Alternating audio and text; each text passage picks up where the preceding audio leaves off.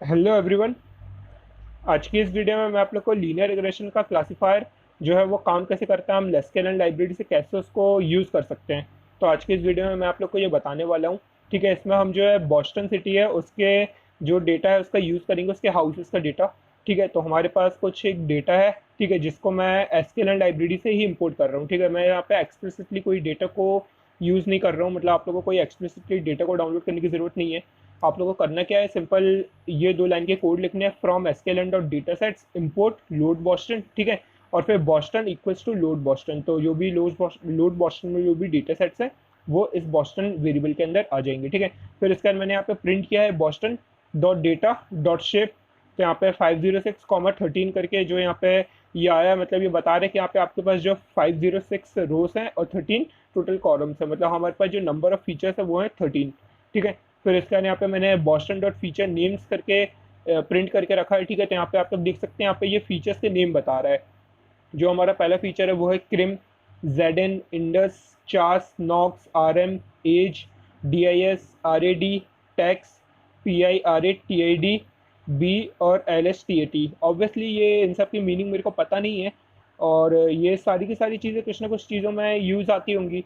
N O x use आता है किसी चीज़ में। अगर मैं आप लोग को इसका जो डिस्क्रिप्शन है वो दिखाऊँ, तो यहाँ पे डिस्क्रिप्शन प्रिंट करने के लिए आप लोग को लिखना है simple Boston dot D E S C R. ठीक है, अगर आप Boston dot D E S C R लिखेंगे तो इसका डिस्क्रिप्शन जो है वो प्रिंट हो जाएगा। तो यहाँ पे देखिए, यहाँ पे सबसे पहले जो सी आर आई एम है, per capita crime rate by town. कोई भी क्राइम रेट, कोई भी टाउन का क्राइम रेट क्या है। फिर Z N proportion of resident land zoned for lots of 2000 25,000 square feet. ठीक है, indus, chaos, nox, nitric oxide concentration, R M average number of rooms per dwelling. Obviously सारी चीज़ें काम आती हैं कि नाइट्रिक ऑक्साइड का कंसेंट्रेशन कितना है, फिर number of rooms per dwelling कितने हैं। तो इन सारी चीज़ें से जो कोई भी हाउस के रेट डिसाइड होते हैं। ठीक है, तो वो सारी चीज़ें हमने यहाँ पे एज अ फीचर ली हुई हैं, और यहाँ पे और भी फीचर्स दी हुए हैं, तो आप लोग ये सारी चीज़ें एक बार पढ़ सकते हैं। ठीक है, तो ये सारी चीज़ें आप लोग एक बार पढ़ सकते हैं, देख सकते हैं क्या है ये। ठीक है, तो मैं इन सब चीज़ों में टाइम वेस्ट नहीं करूँगा, मैं सीधा आप लोग को जो कोड पार्ट है इसका वो बताऊँगा। तो यहाँ पे हमने क्या किया, हमने सबसे पहले फीचर्स के नेम जो है वो प्रिंट करके दिखाए। ठीक है, फिर इसके बाद हम यहाँ पे प्रिंट करेंगे बॉस्टन डॉट टारगेट। तो बॉस्टन डॉट टारगेट, टारगेट मतलब कि जो हमारा वाई आईस है। ठीक है, तो ये सारे के सारे वाई आईस इसने यहाँ पे प्रिंट किए हैं, मतलब जो भी हमारे आउटपुट है। तो जो पहले हाउस का प्राइस है वो 24 है। मतलब अगर मैं इसके डेटा को प्रिंट करता हूँ तो मैंने नीचे यहाँ पे इसके डेटा को भी प्रिंट करके रखा हुआ है। तो नहीं किया है तो मैं एक काम करता हूँ, मैं ऊपर कर लेता हूँ। ठीक है, मैं एक जगह यहाँ कहीं पे एक नया सेल बनाता हूँ। तो ये गूगल कोलैब जो है टेक्स्ट एडिटर है। ठीक है, मैं यहाँ पे गूगल कोलैब का यूज़ कर रहा हूँ। इसके लिए आप लोग को सिंपल क्या करना है, सबसे पहले अपनी कोई भी ईमेल एड्रेस से लॉगिन करना है इसमें। ठीक है, तो मैंने अपनी ईमेल एड्रेस से इसमें लॉगिन किया हुआ है, और फिर लॉगिन करने के बाद आप लोगों को क्या करना है, सिंपल जो जैसे कि आप लोग का ये गूगल कोलैब खुलेगा। ठीक है, तो यहाँ पे आप लोग को लॉगिन करने के बाद मैं एक सेकंड इसको क्लोज कर देता हूँ। ओके, और यहाँ से मैं इसको करता हूँ क्लोज। ठीक है, क्लोज नहीं हो रहा है, तो इसको यहाँ से न्यू नोटबुक पे क्लिक करते हैं, और ये देखिए यहाँ से इसमें सीधे यहाँ से न्यू नोटबुक खोल देगा। ठीक है, आप लोग जैसे गूगल कोलैब की जो गूगल पर सर्च करेंगे, गूगल कोलैब में जो पहली लिंक आएगी उस पर क्लिक करेंगे तो ये आपको सीधे जो मैंने यहाँ पे इंटरफेस खोला था वो दिखाएगा, और यहाँ से एक नई जो आपकी पाइथन फाइल है वो खोल के दे देगा। तो आप लोग को एक्सप्लिसिटली कोई पाइथन इंस्टॉल करने की जरूरत है नहीं इसमें। ठीक है, यहाँ पे एनवायरनमेंट पूरा क्रिएटेड है, आप लोग को सिर्फ कोडिंग करनी है।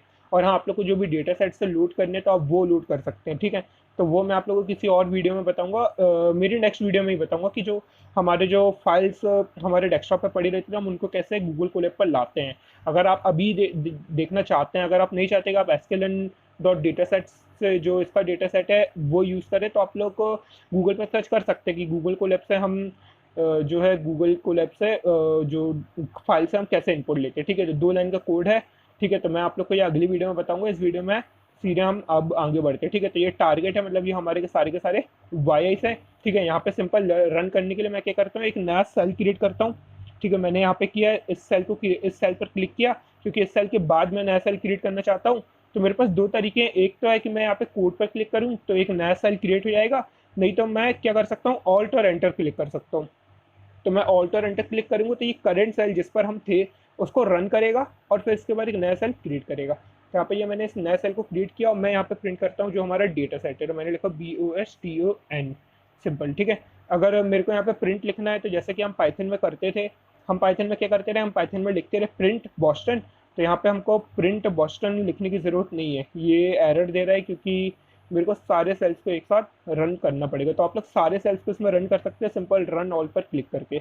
ठीक है, तो रन ऑल पर क्लिक करेंगे तो सारे के सारे सेल्स जो है वो रन हो जाएंगे। तो ये देख सकते हैं आप लोग, यहाँ पे एरर दे रहा है NP इज़ नॉट डिफाइंड। तो ऐसा क्यों? बिकॉज जो मेरी नंपाई है वो मैंने शायद इंपोर्ट नहीं किया हुआ है। तो मैं ऐसे कर लेता हूँ, पहले मैं एक बार चेक कर लेता हूँ कि मैंने नंपाई किया है या नहीं। तो मैंने यहाँ पे नंपाई को इंपोर्ट नहीं किया है, तो मैं उसके लिए यहाँ पर एक यहाँ पे लिखूँगा इंपोर्ट NUMPYSNP सिंपल। ठीक है, और अब मैं इसको वापस रन ऑल पर क्लिक करूँगा क्योंकि हमको दोबारा सारे सेल्स को एक साथ रन करना पड़ेगा। तो ये देखिए इसने सारे सेल्स को रन किए कर दिया है बिना कोई एरर दिए। ठीक है, तो मैंने यहाँ पे जो DF प्रिंट किया हुआ था, तो मैं आप लोग को वहाँ लेकर के चलता हूँ जहाँ पे मैंने DF मतलब जो मेरा बॉस्टन का डेटा है जो मैंने प्रिंट किया हुआ था। तो ये मैंने यहाँ पे बॉस्टन का जो है पूरे डेटा प्रिंट करके रखा हुआ है। अब इसका जो डिस्क्रिप्शन जो है वो मैं आप लोग को बता चुका हूँ। डिस्क्रिप्शन में आप लोग सारी चीज़ें जो डिस्क्रिप्शन से रिलेटेड है, मतलब बॉस्टन हाउस प्राइस डेटा के बारे में पूरा इन लोगों ने लिखा हुआ है, तो आप लोग ये सारी चीज़ें पढ़ सकते हैं। ठीक है, फिर इसके बाद यहाँ पे import pandas SPD, import नंपाई NP। तो मैंने दो जो पॉपुलर मशीन लर्निंग लाइब्रेरीज हैं पांडास और नंपाई, तो इनको मैंने यहाँ पे इम्पोर्ट करके रखा हुआ है। ठीक है, फिर इसके बाद मैंने बॉस करके एक वेरिएबल बनाया है और PD.data_frame। ठीक है, PD.data_frame में इस boston.data को पास किया है। तो boston.data जो है ये डेटा फ्रेम में कन्वर्ट कर देगा। मतलब सिंपल अगर भाषा में बोली तो ये क्या करेगा, एक फ्रेम मतलब एक टेबल के फॉर्मेट में आप लोग को आउटपुट जो है दे देगा। तो ये देखिए इसने टेबल के फॉर्मेट में आउटपुट जो है दिया हुआ है। ठीक है, मैंने यहाँ पे प्रिंट किया हुआ है boss.head, मतलब हेड मतलब शुरुआत की कुछ रोज को, इसने शुरुआत की 5 रोज को प्रिंट किया हुआ है। अगर मैं इसको देना चाहता हूँ कि मैं शुरुआत की 3 रोज को प्रिंट करूँ, तो मैं इसको यहाँ पे सिंपल हेड में 3 दे दूंगा, तो इस शुरुआत की सिर्फ 3 रोज को 0 1 2 3 को प्रिंट करके दे देगा। ठीक है, तो इस तरीके से शुरुआत की 3 रोज को बस प्रिंट करके दे देगा। ठीक है, तो ये आप लोग देख सकते हैं यहाँ पे शुरुआत की 3 रोज को प्रिंट करके दे दिया है। फिर हम नीचे चलते हैं, तो आप लोग को ये समझ में आया मैंने यहाँ पे क्या किया है। मैंने यहाँ पे डेटा फ्रेम मतलब ये क्या करेगा, एक टेबल के फॉर्मेट में इसको प्रिंट करके दे देगा। ठीक है, फिर मैंने यहाँ पे लिखा है adding price column.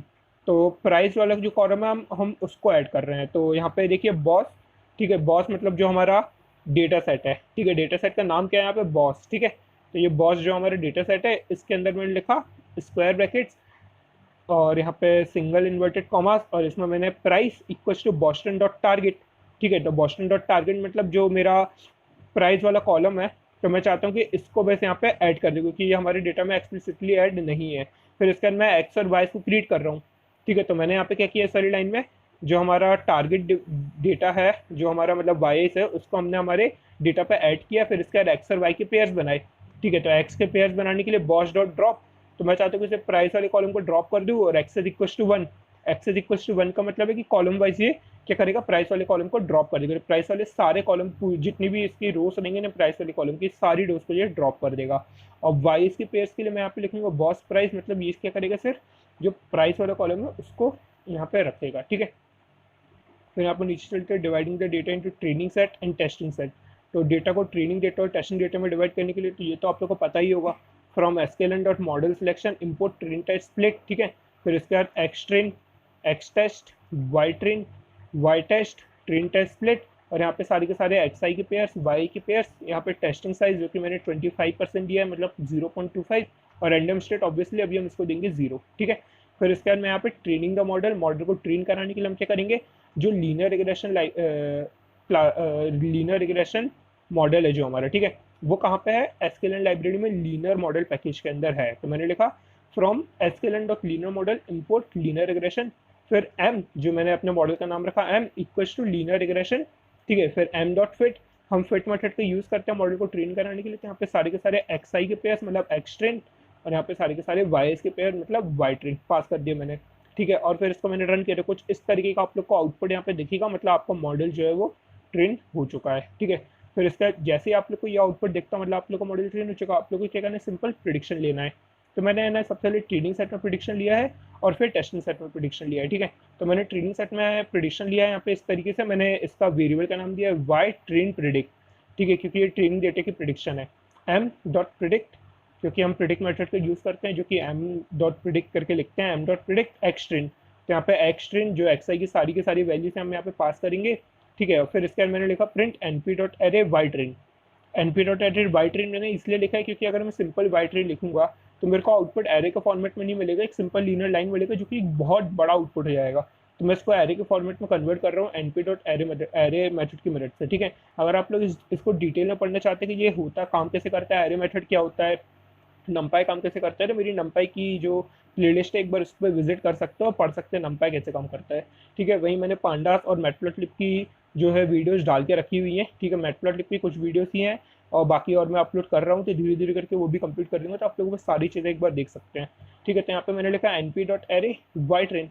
Y train मतलब जो मेरा वाई ट्रेन यहाँ पे जो मेरा मतलब सारी के सारे वाइज की वैल्यूज थे वो सिंपल एक लीनियर मतलब क्योंकि कॉलम के फॉर्मेट में एरे के फॉर्मेट में थे नहीं, तो मैंने इसको एरे में कन्वर्ट किया, फिर एन पी डॉट राउंड कर दिया क्योंकि मैं चाहता हूँ कि सिर्फ जो मेरा आउटपुट आए वो दो यहाँ पे जो पॉइंट के बाद सिर्फ सिंगल एक वैल्यू रहे या दो वैल्यूज रहे, तो मैंने यहाँ पे कॉमा 2 दे दिया जिसमें से मेरे को दो वैल्यूज दिखेंगे, ठीक है। तो आप लोग देख सकते हैं सॉरी पॉइंट के पहले यहाँ पे मैंने कॉमा 2 दिया है, मतलब एक ही वैल्यू दिखेगी पॉइंट के बाद, ठीक है। तो यहाँ पे मैंने फिर इसको किया है रन, ठीक है। तो रन करने के बाद ये देखिए सारे के सारे जो मेरे यहाँ पे वाइट प्रिडिक्टेड थे, मतलब जो ट्रेनिंग डेटा वाले प्रिडिक्टेड सेट है वो ये है, ठीक है। एक्चुअल सेट में मैंने नीचे प्रिंट करके रखे हुए हैं, तो मैं आप लोग को वो भी दिखाता हूँ। तो ये मेरे के सारे एक्चुअल है, एक्चुअल में ये ऊपर वाले सारे के सारे एक्चुअल है और नीचे वाले जो है इसने प्रिडिक्ट किए हैं। तो प्रिडिक्टेड में अगर मैं इसको यहाँ पे राउंड नहीं देता हूँ, मैं एक काम करता हूँ, आप लोग को यहाँ पे राउंड जो है वो वाला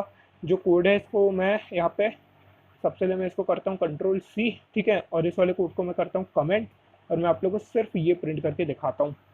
तो देखिए अगर मैं सिंपल जो है वाइट प्रिंट करूँगा तो ये मेरे को आउटपुट कुछ इस तरीके का लंबा सा आउटपुट देगा, जो कि दिखने में बहुत बेकार से दिख रहा है क्योंकि ये जो है यहाँ पे बहुत सारी पॉइंट के बाद बहुत सारी वैल्यूज़ हैं। तो इसके लिए मैंने यहाँ पे लिखा हुआ है, ठीक है। इसके लिए मैंने यहाँ पे जो है यहाँ पे मैंने राउंड मेथड का यूज़ किया है, ठीक है। तो अगर अब मैं इसको रन करता हूँ मेरे को आउटपुट थोड़ा अच्छा सा दिखेगा।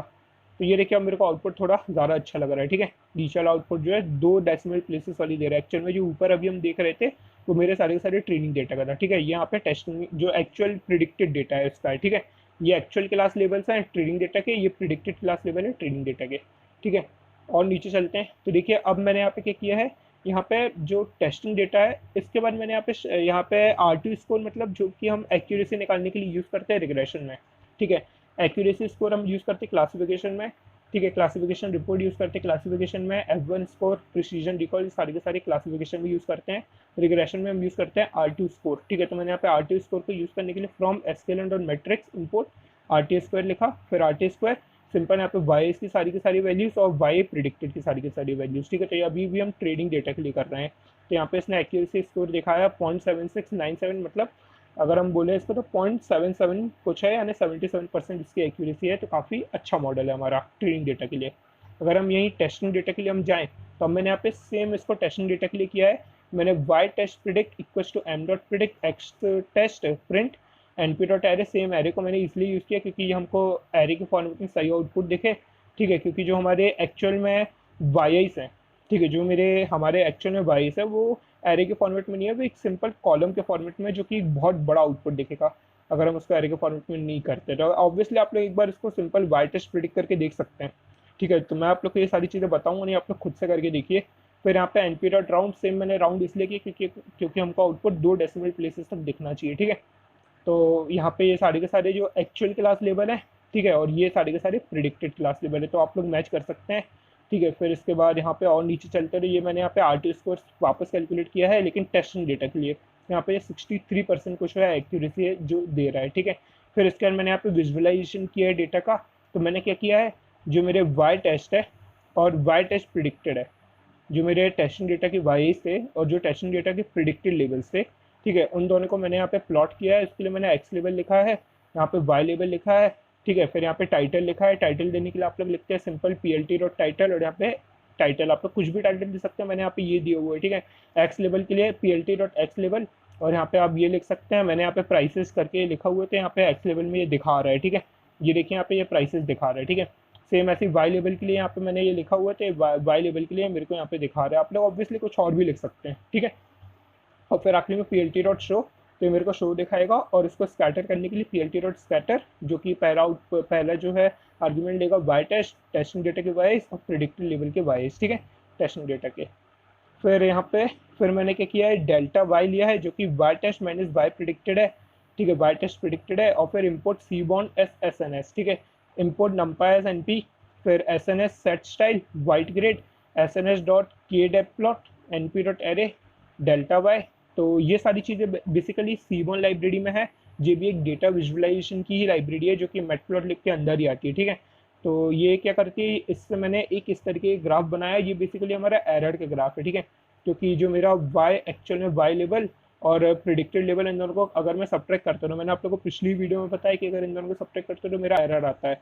तो ये मेरा एक एरर का ग्राफ है, तो आप लोग देख सकते हैं यहाँ पे ये मेरी एरर्स हैं, ठीक है। और फिर यहाँ पे फिर मैंने इसी को सेम यहाँ पे लिया है, लेकिन यहाँ पे जो मेरा डेल्टा वाई नहीं लिया मैंने, इन दोनों का सब्ट्रैक्शन वाले नहीं लिया है मैंने। इसमें यहाँ पे प्लॉट करने के लिए मैंने सिंपल वाई टेस्ट प्रिडिक्टेड लिया है, ठीक है। यहाँ पे मैंने डेल्टा वाई लिया था, ठीक है, यहाँ पे मैंने वाई टेस्ट प्रिडिक्टेड लिया है, और इन दोनों को और इसको प्लॉट किया। तो ये देखिए यहाँ पे ये प्रिडिक्टेड लेवल कुछ इस तरीके से प्लॉट हो रहा है, और अगर हम एरर की बात करें तो कुछ यहाँ पे इस तरीके से, यहाँ पे कुछ इस तरीके से, यहाँ पे ऐसी कुछ एरर आएगी, ठीक है। तो आप लोग देख सकते हैं इस तरीके से कुछ यहाँ पे ये प्लॉट हुआ, ठीक है। तो ये था आज की इस वीडियो में, जो कि डेटा विजुअलाइजेशन के ऊपर और साथ ही साथ लीनियर रिग्रेशन को हम कैसे यूज़ करते हैं। ये तो एक बहुत सिंपल सी वीडियो थी, इसमें सीखने के लिए बस ये था आप लोग के लिए कि डेटा विजुअलाइजेशन आप कैसे कर सकते हैं। हमने एरर्स को प्लॉट करके देखा, हमने एक्चुअल वाइज को जो प्रिडिक्टेड लेवल्स को प्लॉट करके देखा, ठीक है, ग्राफ में। और फिर इसके बाद हमने जो लीनियर लीनियर रिग्रेशन मॉडल का भी यूज़ किया, ठीक है। तो आज की वीडियो को मैं यहीं पे ख़त्म करता हूँ। अगली वीडियो में मैं आप लोग को एक और लीनियर रिग्रेशन का कोड लेकर के आऊँगा, जिसमें हम जो है लीनियर रिग्रेशन का एक और इम्प्लीमेंटेशन देखेंगे, ठीक है। तो आज की वीडियो में इतना ही बात करेंगे, ठीक है। मिलता हूँ आप लोग से अगली वीडियो में। Till then bye.